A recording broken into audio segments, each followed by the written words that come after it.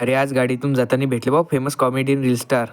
तर मग कसे आहे मित्रांनो, तर मग सकाळी सकाळी तयारी केली, निघाल बा कॉलेजला आले. मग इकडे रेल्वे स्टेशनवर आलो तर रेल्वे स्टेशन पूर्ण सुनसान होतं यार. आज काहीच गर्दी नव्हती रेल्वे स्टेशनवर. मग इकडे समोर आलो, गाडीची वाट पाहतच होतो तर इकडून गाडी आली. बात मग गाडीत चढलो, निघालो मग कॉलेजला आले. मग मी इकडे समोर आलो तर पाहतो तर काय मॉडचे कॉमेडियन रील स्टार उज्ज्वल भाऊ बसले होते. मग बसलो बा त्याच्यासोबत गोष्टी करत. मग इकडे बसलोच होतो, इकडून एक काका आले, त्याचा म्हणे मोबाईलच हरवला म्हणे गाडीतून म्हणे. मग गाडी आउटरवर थांबली होती. चाल म्हटलं उज्ज्वल दा आली येतो म्हटलं, हँडशेक गिंग घेतला चला म्हटलं. मग बात गाडीतून उतरून निघालो मग कॉलेजला जायसाठी. बात मग कॉलेजमध्ये आलो. मग इकडे आपल्या अड्ड्यावर आलो तर दोघं तिघ जण बसले होते. मग डब्बा खोलून बसलो जेवायले. काय ते येतपर्यंत दुपारच झालती आणि घरूनही जेवण करून आलतो. मग जेवलो बसलो मग लेक्चरची वाट पाहत. मग इकडे मित्राचा फोन आला तत्कामने घराकडे. माया काही लेक्चर होता नाही, चला म्हटलं निघून जाऊ. निघालो मग रेल्वे स्टेशनच्या रस्त्याकडे जायले. मग बात रेल्वे स्टेशनवर आलो, निघालो मग समोर प्लॅटफॉर्मवर जायसाठी. थोड्याच वेळात मग गाडी आली आपली. गाडीत चढलो, बॅग ठेवून दिली तिथं. थोड्याच वेळात मग आपली गाडी निघाली रेल्वे स्टेशनवरून. मग बात नरखेड्यात आलो, निघालो मग घरी जायसाठी. घरी आलो मग पहिले 2 तास झोपत घेऊन घेतली. डायरेक्ट 5 वाजता उठलो झोपीतून. काय तर दररोजच्या अपडाऊन न थकते यार. मग इकडे गरम गरम चहा घेऊन घेतला, टीव्ही पाहत पाहत बसलो तर तेवढ्यात बाहेरून आवाज आला. काही नाही, घराबाची ताई आली होती, तिची पोरगी भिवूनच राहिली होती यार. मला पाहिल्याबरोबर लहान पोरं भ्यायला लागते यार, काय कारण आहे तर. त्याला मग आजच्यासाठी एवढं भेटूया नेक्स्ट व्लॉग मध्ये.